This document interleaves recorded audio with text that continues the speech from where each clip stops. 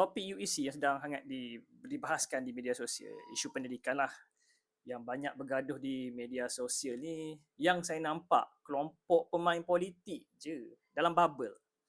Mereka memainkan naratif dan akan ada mereka yang buka sejarah lama, zaman Najib, zaman Muhyiddin, Ismail Sabri, Tun Mahathir, yang mana semua ni cuba nak selesaikan isu ni tanpa mengheret kepada menjadi isu kaum.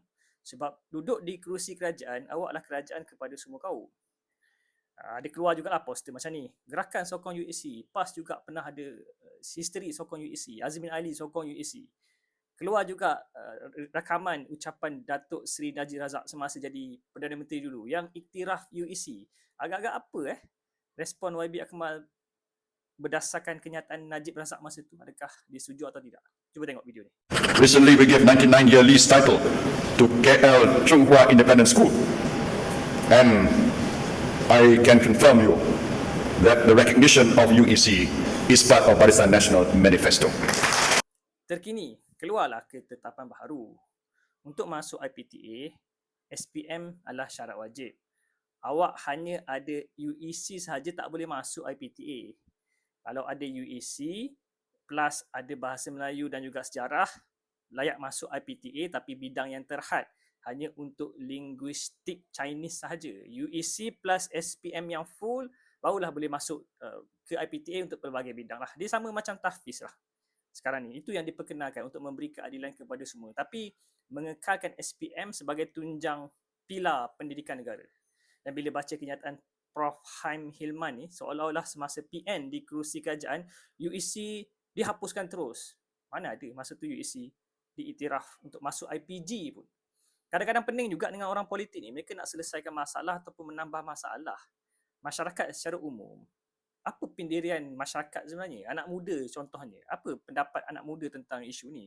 Pernah sembang tak dengan masyarakat yang di luar bubble politik? Jangan sembang dengan yang memang dalam bubble politik. Di luar bubble politik, they don't give a damn about this issue. Masyarakat secara umum sentiasa akan berfikir sebagai masyarakat. Mereka nak keharmonian, peluang, meningkatkan taraf hidup, kebajikan dijaga, perlindungan diberi. Tapi yang merosakkan pemikiran masyarakat, pemain politik, orang politik, individu yang terlalu syok dengan hasutan politik, mereka ni lah yang merosakkan masyarakat. Sebab mereka tak berfikir pun. Sengaja saya biarkan orang komenlah apa pun, tanpa saya delete dan block.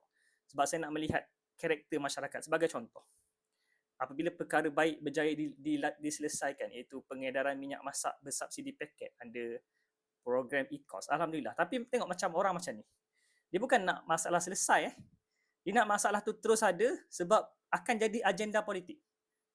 Selesai pun dia tak happy, tak selesai lagi dia happy. Alhamdulillah ramai membantu bagi pengalaman, share experience, situasi sebenar di tempat masing-masing. Sebab kita nak selesaikan masalah dan kita berjaya. Masyarakat nak satu je, selesaikan masalah. Masyarakat secara umum tak ada masa nak berpolitik. Awak selesaikan masalah masyarakat, awak akan disokong. Mereka dapat apa kalau berpolitik lebih-lebih pun? Yang kaya tetap pemain koruptor politik. Masalah tak selesai juga, bertambah adalah minyak masak yang paket. Dekat Thailand ada, dekat Malaysia tak ada. Rupanya disorok. Sekarang alhamdulillah sistem baru diperkenalkan. Selesai masalah. Ni contoh. Cuma kalau di tempat awak masalah tu tak selesai, laporkanlah kepada KPDN. Bukan masuk medsos, komplain, tak ada action. Ni kau nak masalah diselesaikan atau kau nak heret kebencian politik kau ni? Kau nak pengaruhi masyarakat. Alhamdulillah masyarakat makin cerdik. Patutlah Kelantan jadi macam tu sebab individu macam ni lah yang merosakkan masyarakat. Kesimpulan, apa sahaja isu, matlamat dan kehendak masyarakat, selesaikan. Melalui jalur rundingan, dialog. Motif utama, kita nak bina negara Malaysia yang hebat, negara bangsa Malaysia yang hebat. Kita kat depan ni ada cabaran yang besar ni, global Kita memerlukan semua pihak, masyarakat, kaum dan agama bersatu membentuk Malaysia yang kuat. Benda yang berbeza kita raikan, benda yang bersama kita perkuat.